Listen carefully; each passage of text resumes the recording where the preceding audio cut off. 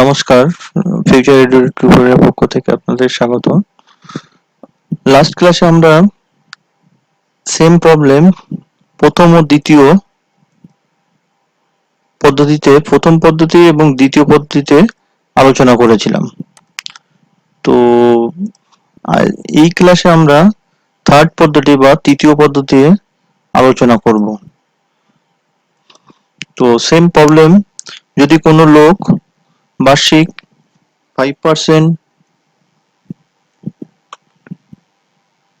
চক্রবৃদ্ধি সুদে 1400 টাকা 2 বছরের জন্য ধার নেয়, তবে কত টাকা চক্রবৃদ্ধি সুদ ও সমূল চক্রবৃদ্ধি দিতে হইবে? তো আমাদের কি বার করতে হবে? চক্রবৃদ্ধি সুদ কত আর সমূল চক্রবৃদ্ধি কত। তো আমরা এর আগে প্রথম ও দ্বিতীয় পদ্ধতি সেম প্রবলেম, প্রথম ও দ্বিতীয় পদ্ধতিতে চক্রবৃদ্ধি সুদ এবং সমূল চক্রবৃদ্ধি বার করেছি। এই ক্লাসে আমরা তৃতীয় পদ্ধতি নিয়ে আলোচনা করব। তৃতীয় পদ্ধতি কি সেটা একটু দেখে নেওয়া যাক। মনে করি আসল পি টাকা, বার্ষিক শতকরা সুদের হার, চক্রবৃদ্ধি সুদের হার 5%। তাহলে প্রথম বছরের শেষে আমরা কি পাবো? প্রথম বছরের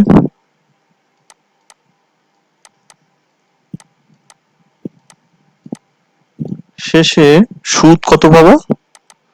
সুদ equal to PRT, same equation, PRT by 100। এখানে পি হলো আসল পি টাকা, আর হলো বার্ষিক চক্রবৃদ্ধি সুদের হার পার্সেন্ট, ইন্টু টি সময় 1 বছর বাই 100 এত টাকা, ইকুয়াল টু পিআর বাই 100 টাকা। তাহলে প্রথম বছরের শেষে সুদ এত টাকা, পিআর বাই 100। প্রথম বছরে সমূল চক্রবৃদ্ধি কত হবে? প্রথম বছরে সমূল চক্রবৃদ্ধি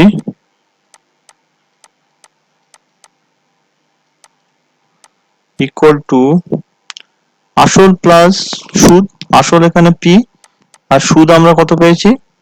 পিআর বাই 100 এত টাকা,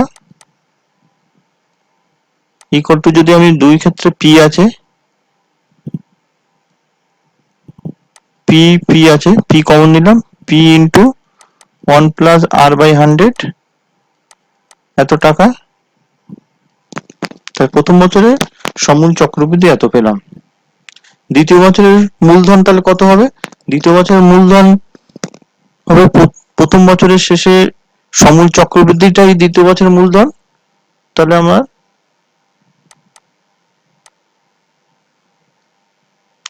দ্বিতীয় বছরের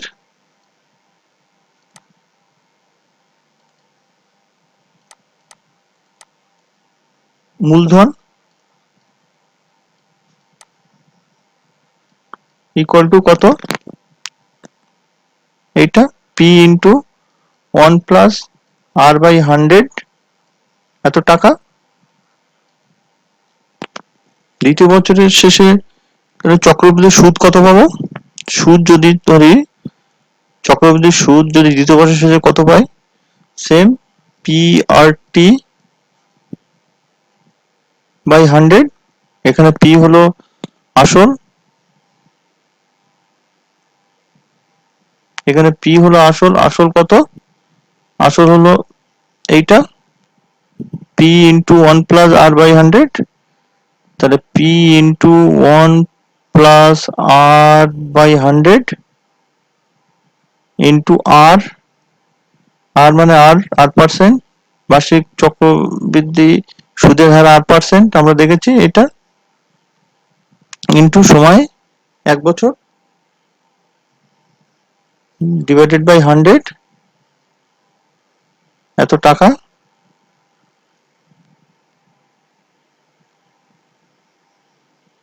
তাহলে চক্রবৃদ্ধি সুদ আমরা দ্বিতীয় বছরের শেষে পেলাম, এত টাকা পেলাম।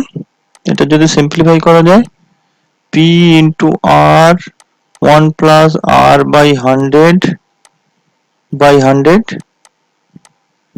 এত টাকা।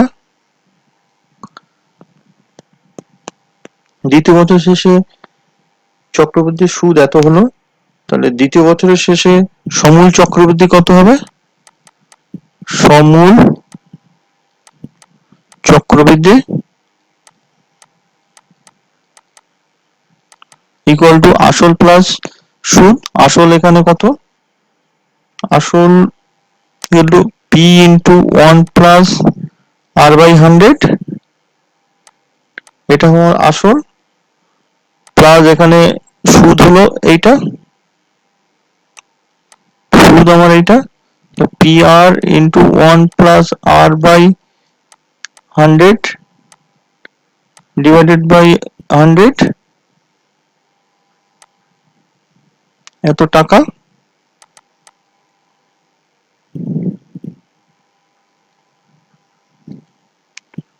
ইকুয়াল টু, আমি যদি এখানে কমন নেই, আমি যদি দেখি এই পার্ট প্লাস আমার এই পার্ট সেম আছে দুটো ভগ্নাংশে, দুটো ইকুয়েশনে, তাহলে আমি কমন নিলাম P into 1 plus R by 100, তাহলে এখানে কি পড়ে থাকলো? 1 পড়ে থাকলো, প্লাস এখানে পড়ে থাকলো আর বাই 100 পড়ে থাকলো, এত টাকা। ইকুয়াল টু, তাহলে আমি দেখতে পাচ্ছি কি, যেখানে এই পার্ট আর এই পার্ট সেম, তাহলে কি হবে? P into 1 plus R by 100 এর স্কোয়ার এত টাকা। তাহলে কি হলো? আমরা সমূল চক্রবৃদ্ধি এত টাকা পেলাম, আর সমূল চক্রবৃদ্ধি আমি এত টাকা পেলাম পি ইন্টু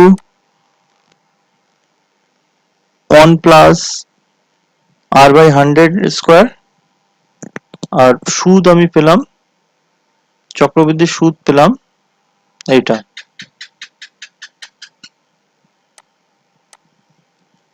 তো এখন 2 বছরের চক্রবৃদ্ধি সুদ আমি যদি ক্যালকুলেশন করি তাহলে কত পেতে পারি? 2 বছরের চক্র বৃদ্ধি সুদ ইকুয়াল টু সমূল চক্রবৃদ্ধি মাইনাস আসল। সমূল চক্রবৃদ্ধি আমার এটা P into 1 plus R by 100 এর স্কোয়ার মাইনাস পি এত টাকা।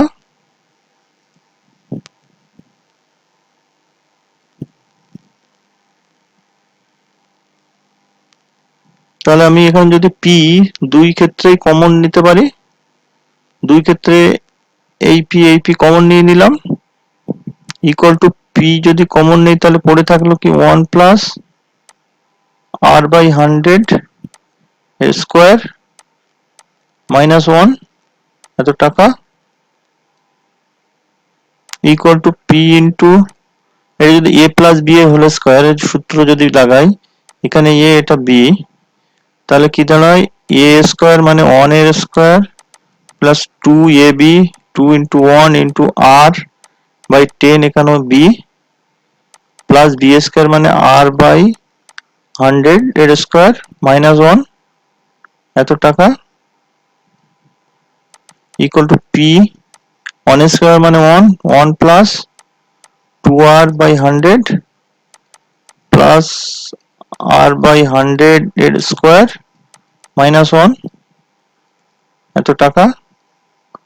এখানে এই 1 কাটা গেল, তাহলে পড়ে থাকলো P into 2r by 100 plus R by 100 এর স্কোয়ার এত টাকা। এখানে আমি যদি দেখি এই পোর্শন আর এই পোর্শন সেম আছে, তাহলে এটাকে আমি কমন নিতে পারি, পি ইন্টু আর বাই 100, এখানে পড়ে আছে টু প্লাস আর বাই 100, একটা আর বাই 100 পড়ে আছে কারণ এটা হোল স্কয়ার আছে, মানে ডাবল টাকা। তাহলে এটা আমার হলো 2 বছরের চক্রবৃদ্ধি সুদ, এটা 2 বছর চক্রবৃদ্ধি সুদ। তাহলে এইটা আমার 2 বছরের চক্রবৃদ্ধি সুদ, আর ওপরের এটা সমূল চক্রবৃদ্ধি হলো এইটা, এই ইকুয়েশনটা। এই ইকুয়েশন থেকে আমরা খুব সহজেই বার করতে পারবো। এখানে পি ইকুয়াল টু মূলধন কত 1400 টাকা দেওয়া আছে, আর ইকুয়াল টু 5% চক্রবৃদ্ধি বার্ষিক চক্রবৃদ্ধি শতকরা সুদের হার 5%। তাহলে আমরা অনায়াসে এটা কিভাবে বার করতে পারবো, 2 বছরের সমূল চক্রবৃদ্ধি কত হবে,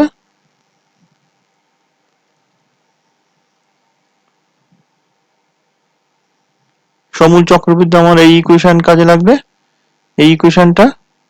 তাহলে এই ইকুয়েশনটা কত আমার এখানে ফেলি, P into 1 plus R by 100 এর স্কোয়ার ইকুয়াল টু পি এখানে 1400, 1 plus R equal to R হলো 5 বাই 100 এর স্কোয়ার এত টাকা। এখানে কত 1400 ইন্টু 105 বাই 100 ইন্টু 105 বাই 100 এত টাকা। আমরা এটা কাটাকুটি করলে পাবো 1543.50 টাকা,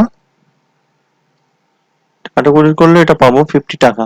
তাহলে 2 বছরের সমূল চক্রবৃদ্ধি এত পেলাম 1443 টাকা 50 পয়সা।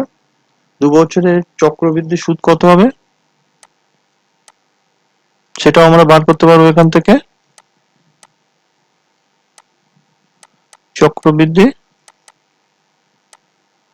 সুদ ইকুয়াল টু আমার সমূল চক্রবৃদ্ধি হলো 1543 টাকা 50 পয়সা মাইনাস 1400 টাকা আমার আসল। তাহলে এটা এখান থেকে আমি যদি করি তাহলে কত পাবো 143.50 এত টাকা। তাহলে আমরা অনায়াসে বার করতে পারি, আমরা যদি পি বা আসল বা বার্ষিক চক্রবৃদ্ধি সুদের হার জানতে পারি তাহলে আমরা এই দুটো ইকুয়েশন থেকে খুব সহজে আমরা বার করতে পারবো। এই যে দুটো ইকুয়েশন আছে খুব ভাইটাল ইকুয়েশন, এই দুটো ইকুয়েশন থেকে আমরা যে কোনো, এটা হলো সমূল চক্রবৃদ্ধি আর এটা হলো চক্রবৃদ্ধি সুদ। এরপরে একটা মজার জিনিস যেটা বলি, আমরা দেখেছি যে 2 বছরে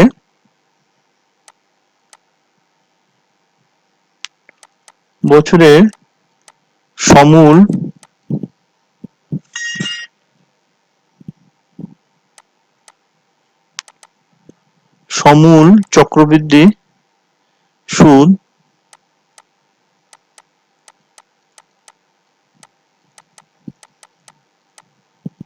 কত পেয়েছি, P into 1 plus R by 100 এর স্কোয়ার এত টাকা। এখন যদি আমরা 3 বছরের সমূল চক্রবৃদ্ধি সুদ করি, বার করার চেষ্টা করি, সেক্ষেত্রে আমরা পাবো P into 1 plus R by 100 এর কিউব এত টাকা। এরকম করে আমরা যদি বছরের সমূল চক্রবৃদ্ধি সুদ বার করার চেষ্টা করি তাহলে আমরা পাবো 1 প্লাস আর বাই 100 এর টু দি পাওয়ার n এত টাকা। তো এই n হলো বছর, তো এটা খুব সহজে আমরা এই ইকুয়েশনটা দিয়ে সবকিছু মানে সমূল চক্রবৃদ্ধির সুদ বার করতে পারি। তো আজকের এই পর্যন্ত। Thank you.